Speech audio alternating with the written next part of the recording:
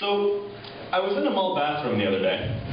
I suppose it gets better. And I was sitting in the stall, you know, whatever, that's not the point. And I was sitting in the stall, and in the stall next to me, I hear a guy talking. And it goes on for a little while, and then nobody's talking back.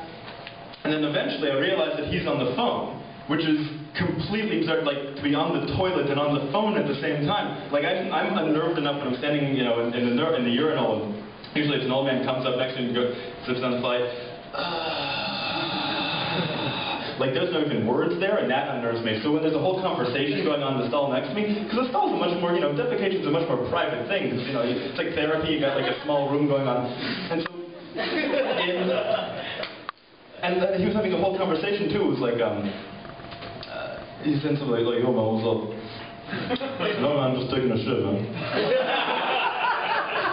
Must have been in the bathroom. What am I, retarded? I'm thinking, yeah, aren't you? Like, is that rhetorical? And he wasn't even having one call, too. He was having, like conference calls, like several. Like, he hung up one and called somebody else.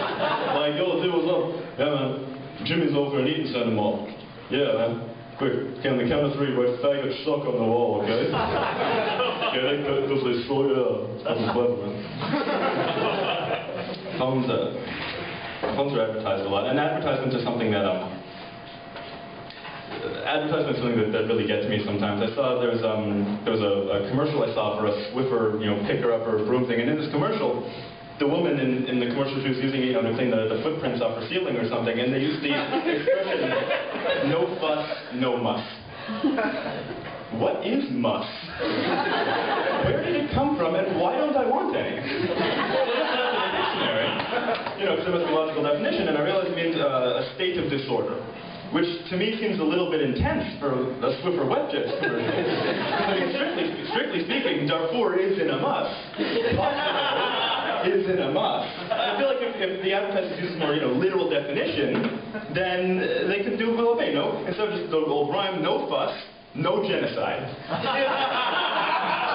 That's terrible, I know. But if you don't buy more stuff for WebJets, your kitchen will look like Darfur. And I know, it's terrible, isn't it? Like, oh. Too soon. Imagine how I feel. I'm up here. No one's looking at you.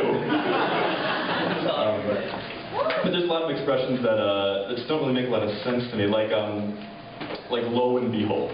You know, lo and behold. I'll take a vote, just drop the lo. Or nobody even knows what lo means anymore. The last person who used lo without and behold died of the bubonic plague 1,000 years ago. Another expression that doesn't really...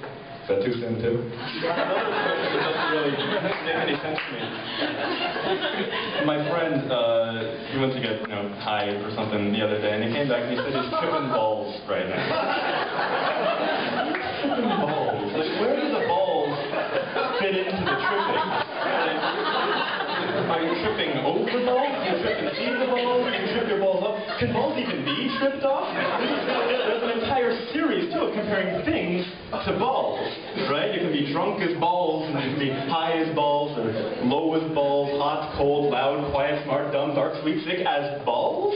I've never known balls to be any of these things. How did one's testicles become a measurement of anything? But since they did, why don't they measure more things, you know? Like, 6 balls from me to you. 28 balls later.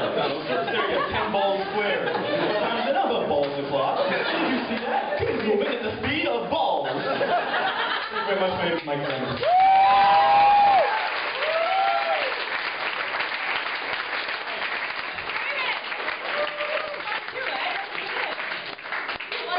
Talked about balls.